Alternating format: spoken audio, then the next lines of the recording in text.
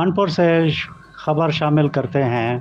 تحصیل خانپور کے chairman professor سردار ساجد محمود خان رند، نائب صدر محمد قاسم خلیل درخواستی، محمد سلیم خان ابوظہبی اور ضلعی ممبران امن کمیٹی آل پاکستان لاڈ اتحاد کے صدر جناب احمد ستار لاڈ نے تحصیل ہیڈ کوارٹر ہسپتال خانپور کے MS ڈاکٹر خان وزیر سے ملاقات کی اور سیلاب میں وفات پا جانے والے افراد کے حوالے سے فاتحہ خوانی کی اور MS تحصیل ہیڈ کوارٹر ہسپتال خانپور ڈاکٹر خان وزیر کی پیشہ ورانہ صلاحیتوں کو خراج تحسین پیش کیا اور نیک خواہشات کا اظہار کیا۔